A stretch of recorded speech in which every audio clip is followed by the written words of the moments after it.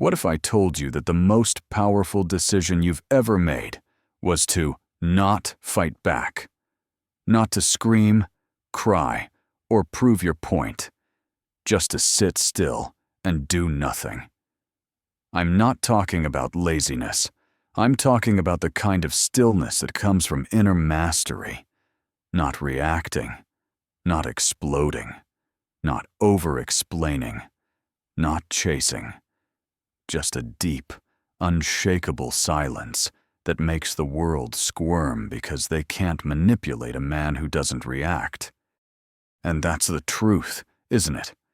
We're taught that reacting is power. If someone disrespects you, you've got to clap back.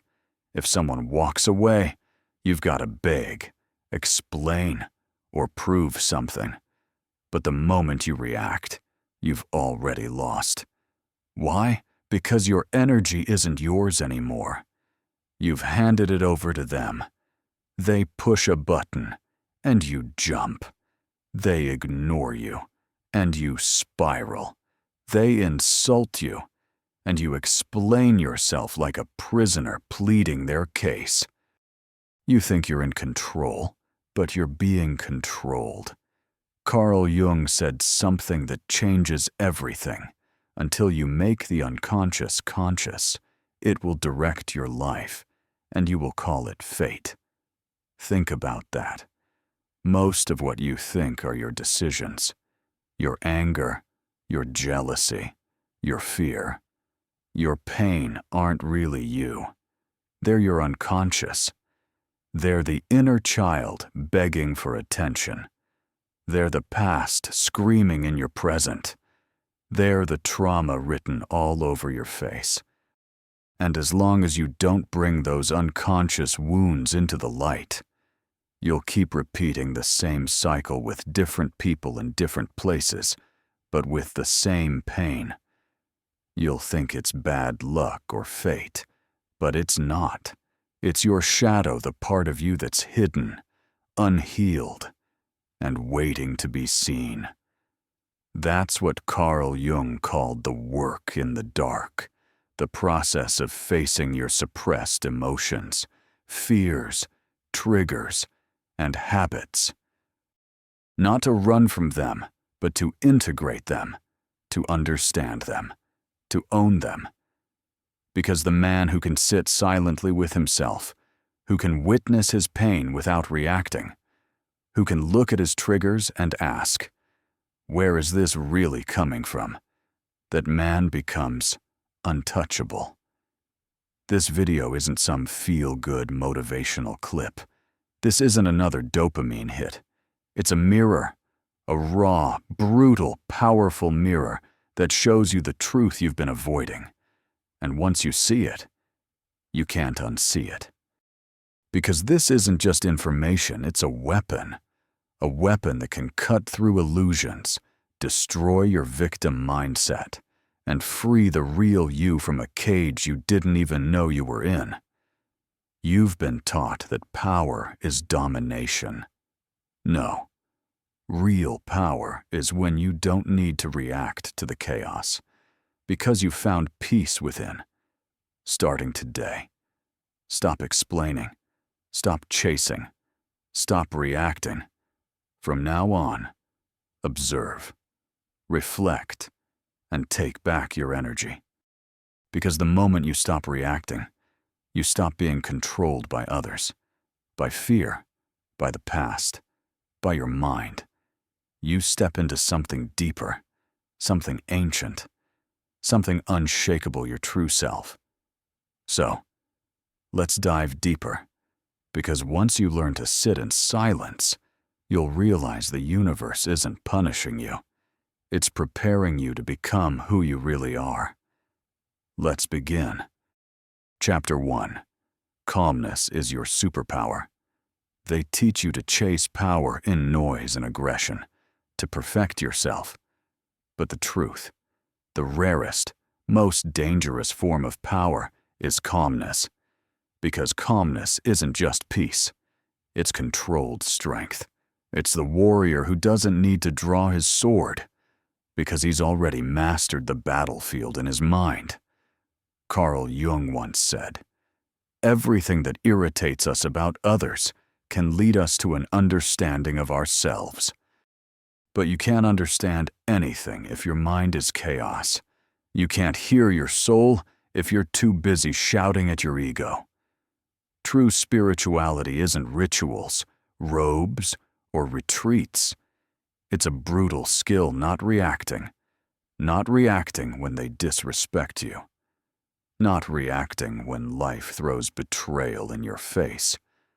Not reacting when the world tries to poke your wounds, pull your strings, or test your limits.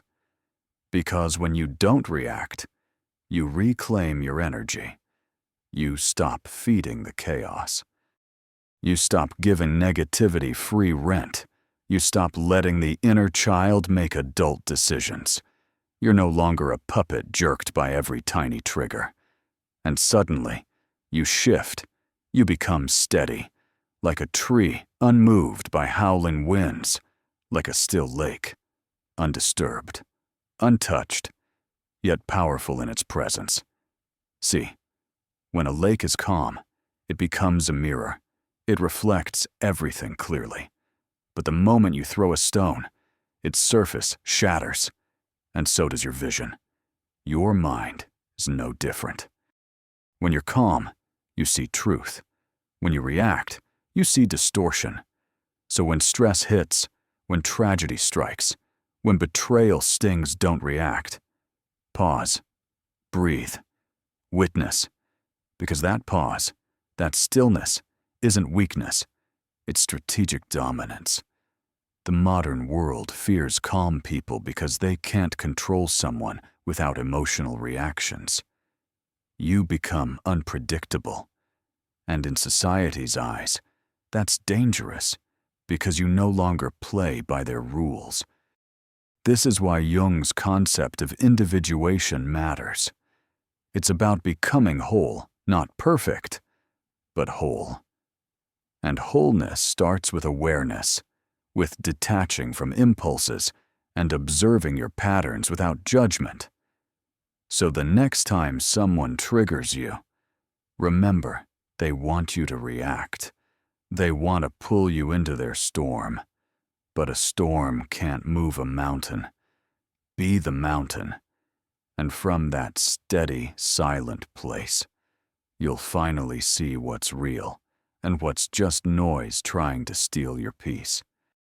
Chapter 2. Reaction is the language of the mind. The human mind is a blessing when mastered and a curse when uncontrolled. Because the mind has an obsession control. It wants to meddle in everything to label, judge, compare, create stories, even when no story exists. Someone ignores you, and your mind says they hate you. Your mind whispers. Fail once, and you'll never succeed. Someone else wins, and you're falling behind. Suddenly, you're not living in reality anymore. You're trapped in the distorted prism of your own mind. This is where Carl Jung steps in. He warned that the ego will always try to adjust, defend, and attack anything it perceives as a threat. But here's the kicker. Most of those threats aren't real. They're projections in the mind, echoes of old wounds, shadows of the past cast over your present. Be honest, the anger you're feeling. It's not from your soul. It's from your mind. The jealousy burning inside. That's not truth. It's a fear-driven story your ego crafted. Regret, shame, guilt. Overthinking, these aren't your instincts. They're stories your mind spins to keep you small, to keep you in survival mode. Because if the mind can keep you reacting, it can keep you stuck. Stuck in the past, stuck in illusions, stuck in a constant need to fix, control, or defend something. Jung said it best. The ego wants quantity, but the self wants quality. Your ego craves validation, attention, revenge, followers, praise everything outside you. But your higher self, your true self, craves silence, truth, presence. Here's the game changer. You are not your thoughts. You are not your emotions. You are the awareness behind them. You are the stillness watching the storm without getting swept away. That's why the most powerful practice in life is not reacting. Not because you're weak, but because you've remembered who you are. You're not the voice in your head. You're the one listening to it. Once you become that observer, deeply and truly, your entire inner world shifts. You start to see how often your mind lies to you, how it rushes to judge others to protect itself, how it rewrites memories to suit its fragile ego, how it turns discomfort into drama just to feel in control. But when you start observing those mental patterns without judgment, just watching, something magical happens. The mind loses its grip. Thoughts slow down. Emotions soften. The storm starts to fade because you're no longer fueling it. Jung called this process individuation, the journey to wholeness, by realizing what's you and what's not. And most of what you think is you is just conditioning, ego, programming. But when you observe without reacting, you return to your center. So the next time your mind wants to fight, fix, control, or panic, stop. Take a deep breath. Ask yourself, is this really me, or is it just my ego screaming for safety? Then choose silence. Choose to observe. Because that's where freedom begins. Chapter 3. Silence heals faster than analysis. Most people believe the key to healing is understanding everything. So they overthink, overanalyze, replay conversations in their heads 1,000 times. They dissect every wound, asking, why did this happen? What did I do wrong? What could I have done differently? But here's the brutal truth. Healing doesn't come from analysis.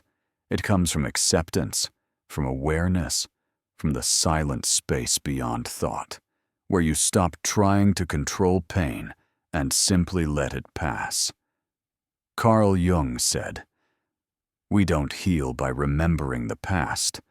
We heal by being present with the pain in the now. Your pain doesn't need more thinking. It needs less resistance." But most people do the opposite. They're stuck in a loop, trying to solve emotional wounds in their minds, trying to reason their way out of suffering, betrayal, grief. But emotions don't respond to logic. They respond to presence. Silence isn't emptiness. It's fullness without noise. It's truth without distraction. It's the moment you finally stop screaming inside and just breathe. Because when you sit in silence, truly sit, your nervous system resets. Your heart rate slows, your breath deepens, and your mind, once a battlefield, starts to soften. In that silence, something sacred happens. You stop bleeding, not because the outside world changed, but because you stopped fighting it. Jung taught that the shadow, the unconscious pain we carry, only grows stronger the more we repress or dissect it.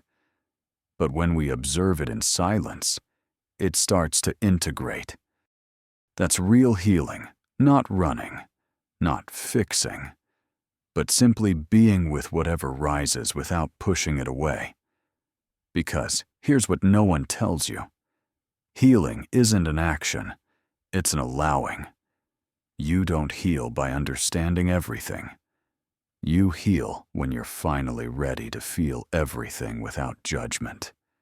You heal when you stop talking about it for attention and start sitting with it for transformation.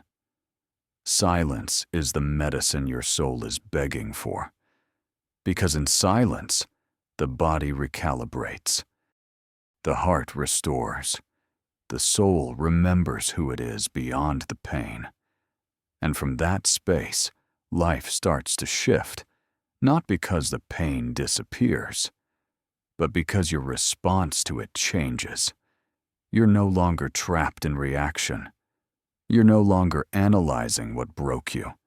You're just allowing yourself to be whole, right now. So the next time your mind wants to overthink, analyze, or panic, stop, breathe, listen to the silence within you, because that silence is the sound of healing. It's the sound of your true essence rising. Chapter 4. The ultimate response is no response. Someone insults you. They spread rumors behind your back. They lie to your face with a smile. They ignore you after pretending to care. They provoke you just to see if you'll crack. Now, pause for a second. What's your first instinct to fight back? To prove them wrong? To call them out? To scream? Cry? Beg? Argue? Or make them feel what you're feeling? That's the trap. That's what they want. Because the moment you react, they win. You've just served your energy on a silver platter. You've turned their chaos into your reality. You've stepped into their world and forgotten your own. But here's the shift. The most powerful response you can give is no response at all.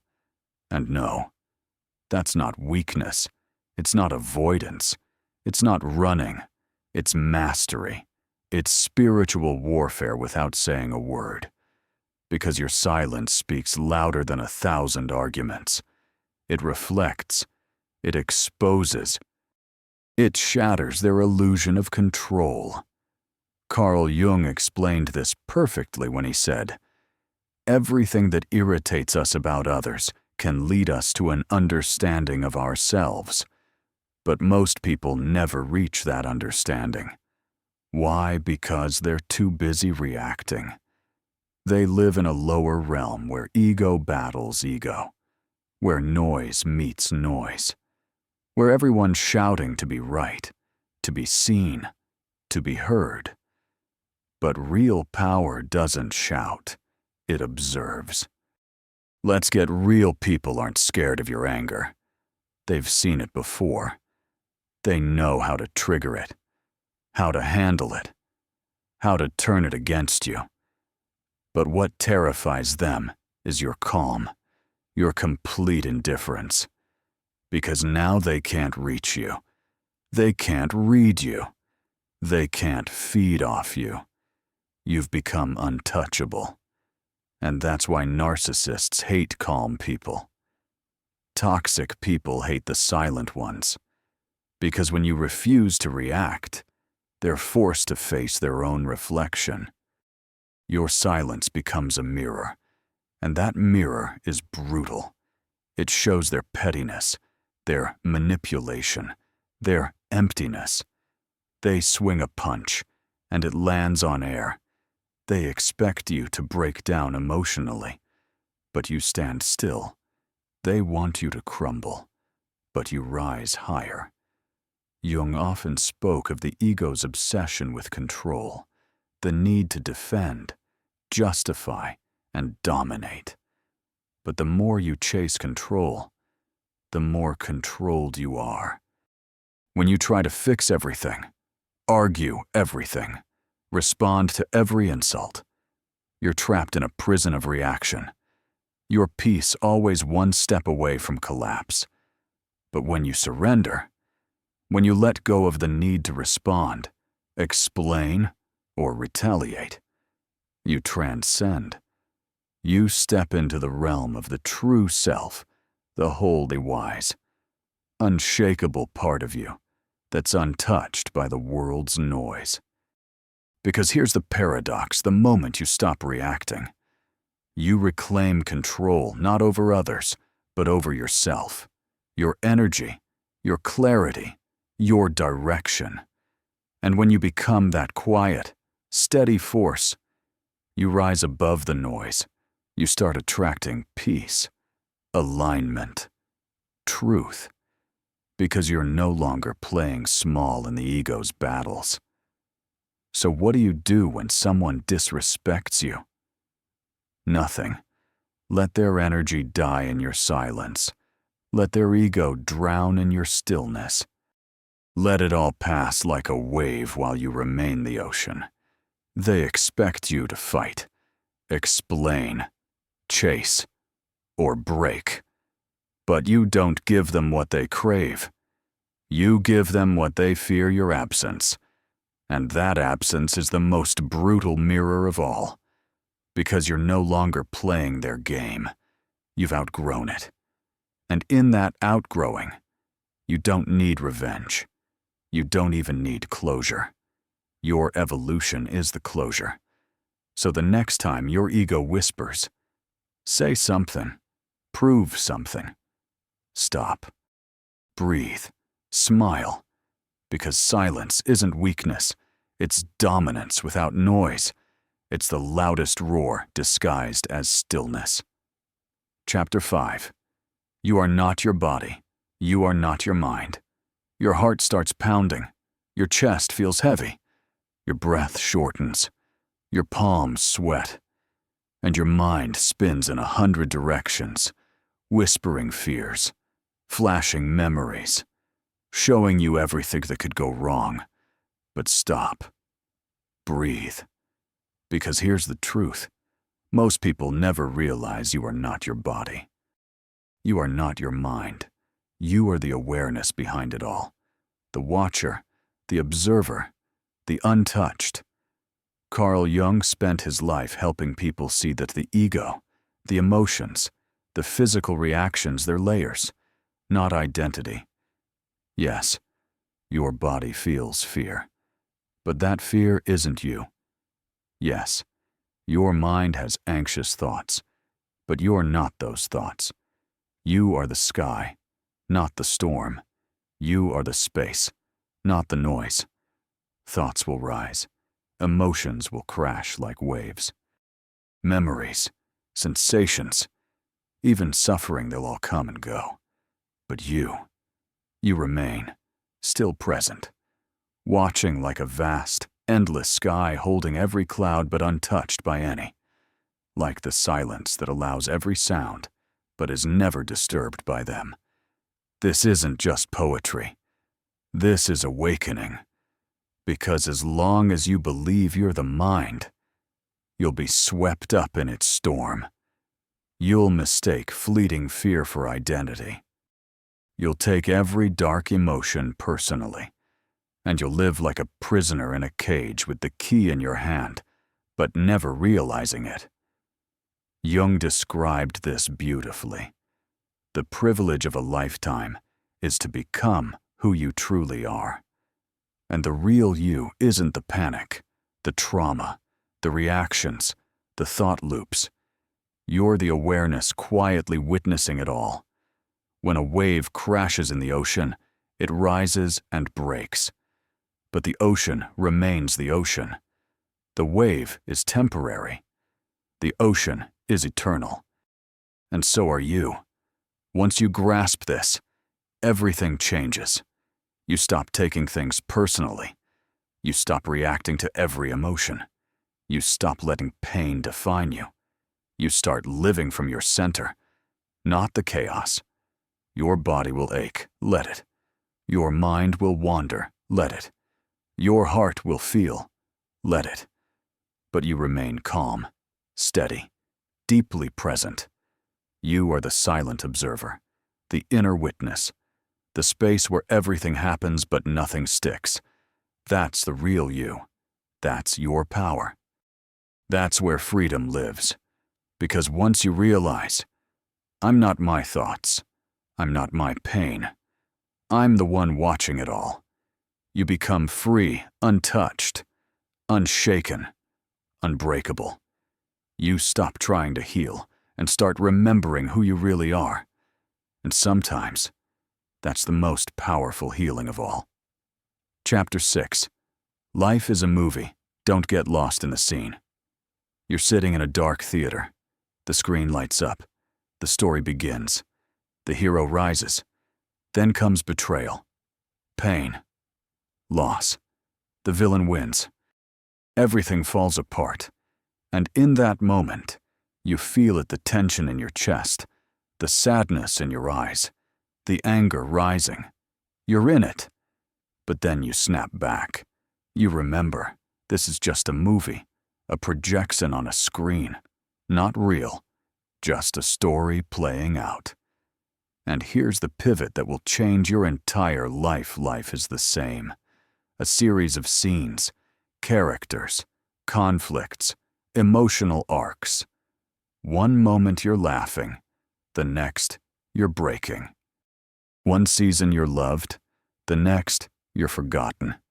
It all feels so real, just like in the movies. But it's not the whole you. It's not your truth. It's not the core of who you are. Carl Jung taught that our lives are often driven by projections of the unconscious. He said, "What you don't make conscious appears in your life as fate." In other words, you're not just watching the movie, you're projecting it. Your unhealed wounds, fears, shadows, they're all reflected in the characters around you. That toxic friend, that unavailable partner, that painful ending. They're not random. They're mirrors. They're scenes. They're projections of your inner world trying to get your attention. But you keep suffering not because of the scene, but because you forgot you're watching a scene. You identify with it. You become the suffering. You become the failure. You become the abandonment. And in that moment, you're no longer the observer. You're trapped inside the story, chained to every plot twist, every betrayal, every disappointment. But here's the secret, you're not the scene. You're the screen. The story plays out, but you remain. The chaos unfolds, but you're still here, unmoved, observing, detached. Like the sky after every storm, like the silence after every word, like the projector after every film. Jung called this awakening individuation, realizing you're not the roles you play, not the masks you wear, not the drama of the ego. You're the consciousness watching it unfold. And when you truly get this, you stop wanting to escape life. You just stop getting caught in it. People can still lie. Plans can still fail. Endings can still hurt. But you don't hurt anymore. You know better. And that knowing is freedom. Because it's not about running from the world. It's about waking up inside the movie watching it, but never forgetting you're the one in the seat, not the one bleeding on the screen. And once you get this, you can enjoy the ride, learn from every scene, cry when it hurts, laugh when it heals, but never lose yourself in the story, because you're not the story. You're the awareness watching it, and awareness can never be broken. Chapter 7. The ego will scream. Do something. The ego can't stand silence. It craves noise.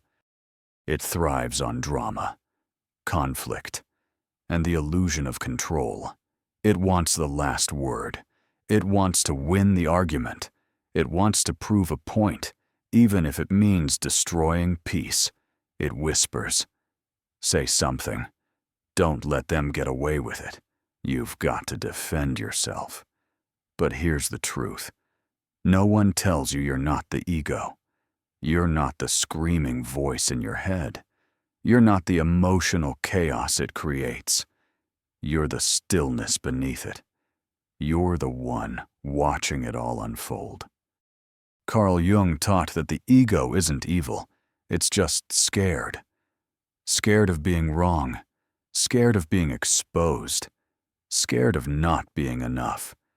So it lashes out, it reacts, it builds walls, it seeks power where there is no power. And when you start sitting in silence, breathing through the discomfort, refusing to feed the chaos, the ego panics. It screams louder. It writhes, claws, and demands you do something. But that's where the real transformation begins, when you realize you don't have to obey it. You don't have to defend your name anymore. You don't have to fix every misunderstanding. You don't have to explain your silence to people addicted to noise, Jung said. What you resist persists. What you accept transforms. Read that again and let it sink in. The more you fight the ego, the louder it gets. But when you just observe it without judgment, it starts to dissolve. Because the ego feeds on attention, it feeds on your reaction. And when you stop reacting, you starve it. You shift from ego to essence, from defense to detachment, from control to awareness. Let the ego scream. Let it rage. Let it throw its tantrum about justice, fairness, revenge, validation, and do nothing. Just watch. Because when you stop feeding the ego, something sacred awakens your true essence. The part of you that doesn't need validation, isn't afraid of being misunderstood, doesn't measure itself by attention, likes, or applause. The part of you that's whole, that's what Jung called the self, the whole you, beyond the masks, the wounds, the noise. And the only way to meet that self is through silence, through surrender, through letting go of the ego's fight and stepping into inner peace. So the next time your ego screams, they disrespected you, they forgot you. They owe you, smile, breathe, and sit in your power. Because doing nothing isn't inaction. It's the highest form of interaction. It's choosing peace when the world wants war. It's choosing evolution when the ego wants revenge. It's choosing awareness over reaction. And in that moment, you're free untouched, unshaken. Chapter 8. The Power of Awareness. Awareness is often misunderstood. People think it's passive, weak, soft, irrelevant. But let me tell you something that can change your entire life. Awareness isn't passive. It's the most powerful force in the universe. Because when you're aware, fully, deeply, silently aware, you become untouchable. You become sovereign. You stop reacting to life and start shaping it. Carl Jung said, "Until you make the unconscious conscious, it will direct your life, and you will call it fate." That's not just a quote, it's a roadmap. Because most people are sleepwalking, driven by unconscious pain, trauma, memories, and programming. They're reacting, not living, not existing, not choosing. But the moment you become aware, truly aware, the script flips. You start seeing triggers before they explode. You start catching thoughts before they spiral. You start feeling emotions without becoming them. Awareness is the pause between stimulus and response. It's the sacred space where you reclaim your power, not by doing more, but by being more. Because when you observe without judgment, 3 magical things happen. First, you shift your reality. What once felt overwhelming becomes manageable. You stop fueling illusions. You start responding from truth, not trauma. Second, you heal your body. Science backs what mystics have always known: your thoughts affect your biology. When you sit in calm, your nervous system relaxes, cortisol drops, blood pressure stabilizes. Your body enters a state of healing simply because your mind stops resisting. Third, you calm the storm inside and out. Your energy becomes steady, like a quiet mountain, and everything chaotic starts to settle around you. But here's the hard part. Awareness requires presence. And presence can feel uncomfortable at first, because in silence, you face everything you've avoided: fear, loneliness, darkness. But that's where transformation begins. You sit, you breathe, you observe. No judgment, no fixing, no control, just pure presence. Jung called this the path of individuation, the integration of all your parts, the merging of shadow and light, the return to your whole, true self. And that's not escaping the world.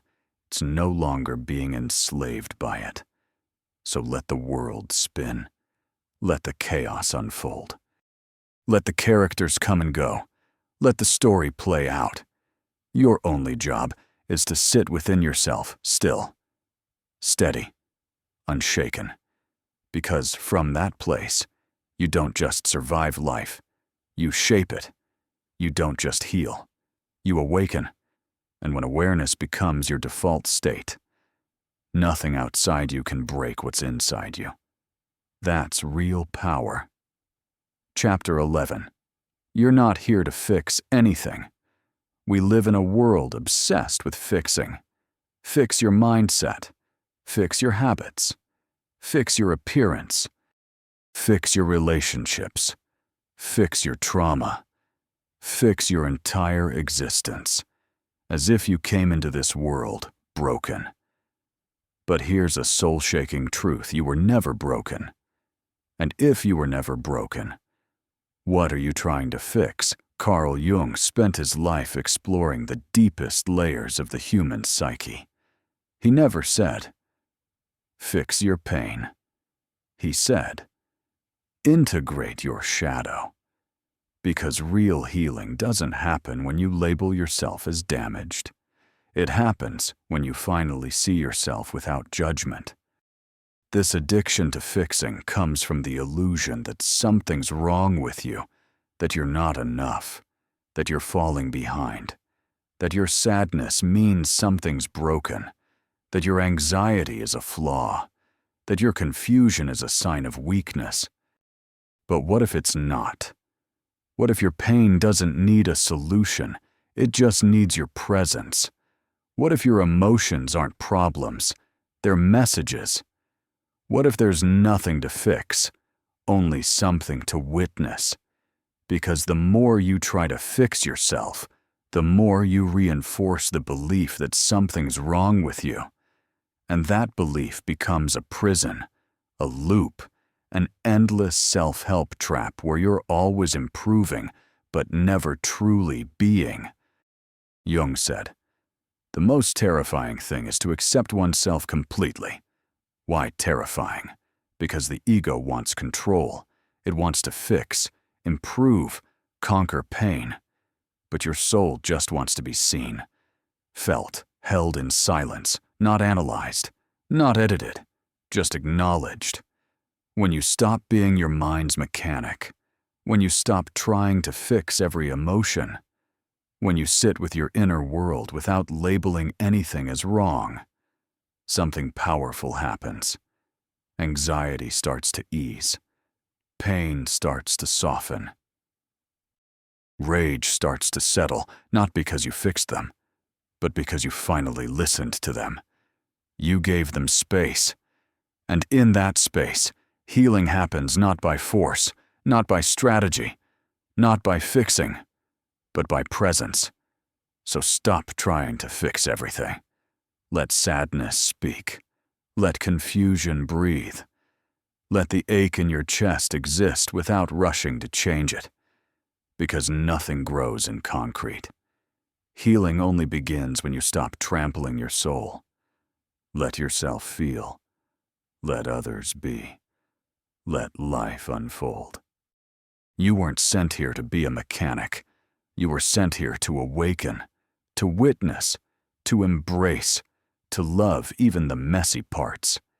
That's where your power lies, not in healing pain, but in becoming the space where pain finally stops screaming. Chapter 12. You were programmed to react. From the moment you were born, you were silently trained not to observe, not to reflect, but to react. Before you could spell your name, the world installed a system inside you, a system of reflexes, emotional triggers, and pre-programmed responses that shaped your entire identity without you ever knowing. As a kid, when someone took your toy, what were you told? Don't let them do that. Say something. Fight back. You were rewarded for speaking loudly, punished for standing still. Taught that silence equals weakness, that calmness equals cowardice. You were taught to believe that strength means reacting, shouting when challenged, chasing rejection, arguing when misunderstood, defending when attacked. And it didn't stop there. Movies told you the hero always fights back. Teachers told you to speak up or get left behind. Social media screams, defend your name, prove your worth, clap back louder. But no one told you this every reaction strengthens the ego and weakens your true essence. Because every time you react, it's from pain, from a bruised ego, from a need to be seen, heard, or validated. You drift further from the truth of who you are. You stop being present and become a puppet jerked by every trigger, every insult, every emotional jab the world throws at you. And that's exactly what Carl Jung warned us about. He didn't teach people to fight their ego. He taught them to practice this because he understood a deeper truth. Reaction isn't authenticity. Reaction is the ego screaming for identity. Think about it. When you feel the urge to clap back at someone who disrespected you, that's not your higher self. It's your ego begging not to feel invisible. When you want to explain yourself to someone who misunderstood you, that's not your soul. It's the inner child scared of rejection. When you obsess over how others perceive you, that's not awareness. It's trauma from never feeling enough. Triggered again. But here's the breakthrough the moment you stop reacting. You start remembering. You remember your essence, the stillness beneath the chaos, the observer behind the mind, the ocean beneath the wave. You return to your natural state, pure awareness, undefended, unperformed, not seeking approval, just present, unshaken, undistracted, unbothered. And yes, the world won't understand this version of you. They'll question your silence. They'll say, "Why aren't you speaking up? Why aren't you responding? Why are you so calm when everything's falling apart?" But what they don't see is that your silence isn't suppression, it's mastery.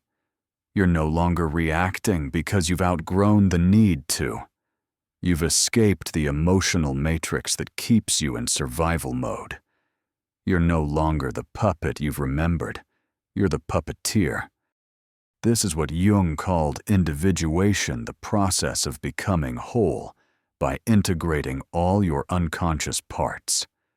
And one of the most powerful steps in that process is learning to recognize triggers without acting on them.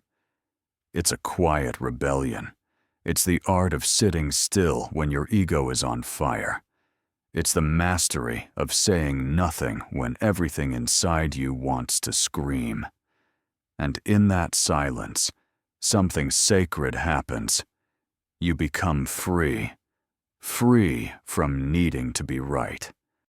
Free from needing to be understood. Free from the illusion that peace must be earned through control. Because real power isn't loud.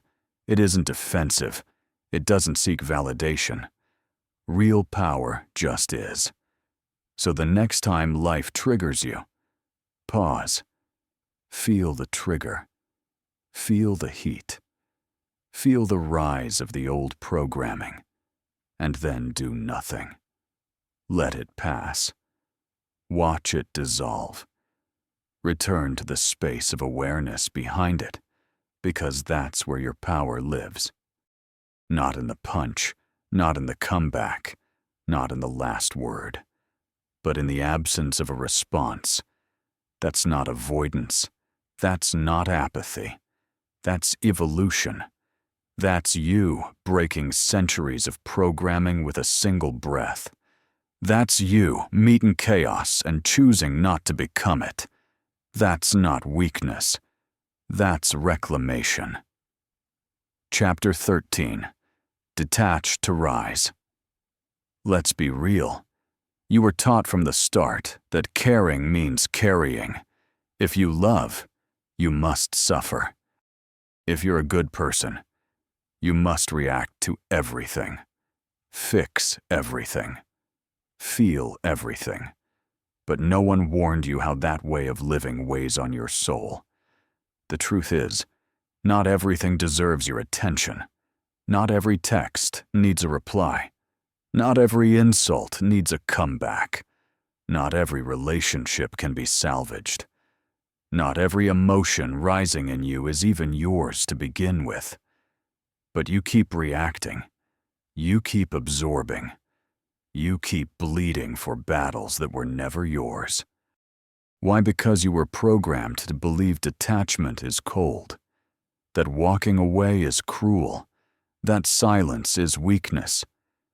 But let me tell you something that will shatter that illusion. Detachment isn't lack of care. It's the presence of clarity. Carl Jung said, "The one who looks outside dreams. The one who looks inside awakens." And that's exactly what detachment brings an awakening. Because when you detach, you stop reacting to life like a puppet. You stop being emotionally hijacked by other people's chaos. You stop trying to fix, prove, chase, or carry what's draining your life force. You start seeing clearly, and when you see clearly, you rise. But here's the secret no one tells you. Detachment doesn't mean you stop feeling. It means you stop letting every feeling become a wound. It doesn't mean you stop loving. It means you stop abandoning yourself for love. It doesn't mean you become heartless. It means you're finally whole enough to protect your heart with wisdom, not fear. Because when you're constantly entangled in every emotional tug of war, you lose your focus, you lose your voice, you lose yourself, and the cost of that is too high. So here's what real detachment looks like. You pause before responding. You observe instead of absorbing. You say no with love, with peace, with strength. And that silence, that space between stimulus and response, that's where your evolution happens. You stop fighting to be understood. You stop begging to be chosen. You stop defending your truth to people who choose to misunderstand you. You finally realize your energy is currency, and not everyone deserves access. Jung's entire philosophy stemmed from the insight that our suffering doesn't come from life itself. It comes from our attachment to what no longer serves the person we're becoming. And that's what detachment gives you, a path back to yourself, to your center, to your sanity. You let the world spin. You let people have their opinions. You let the story unfold without needing to control the script. You learn to observe without absorbing, to love without losing, to care without crumbling. And yes, people will misunderstand you. They'll call you distant, cold, detached. Let them, because they don't know the storms you've walked through to sit in this stillness. They don't know the chaos you've endured to choose calm over drama, silence over noise, peace over performance. Let them gossip. Let them guess. Let them project. You're no longer emotionally baited. You're not here to react. You're here to evolve. And evolution often looks like disconnection from those still addicted to dysfunction. So detach not out of bitterness, but out of wisdom. Not because you don't feel, but because you finally do. Because you now know not everything that touches you deserves your engagement. And once you master this art, you don't just find peace, you become peace. Chapter 14. Become nothing.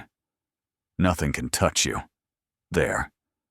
What if the most powerful version of you isn't the loudest, the strongest, the most successful, or the most intimidating, but the emptiest?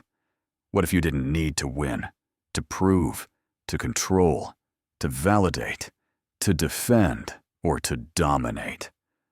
What if the ultimate transformation isn't about becoming something greater, but about becoming nothing? Let this truth sink into your soul when you become nothing. Nothing can hurt you. No insult can find a foothold. No rejection can shake your worth. No betrayal can destabilize your core. No chaos can pull you in because there's nothing left in you to latch onto. You don't chase love. You don't cling to validation. You don't carry past pain like an ID card. You don't even try to heal. Because in this state, you realize there's nothing to heal, only to release. You become vast, still, untouchable space, unbreakable, unoffendable, uncontrollable. This isn't detachment. This is transcendence. You've risen above the game. They insult you. You smile. They ignore you. You stay steady. They provoke you. You don't react. Not because you're scared, but because you've seen through the illusion. And when you stop playing,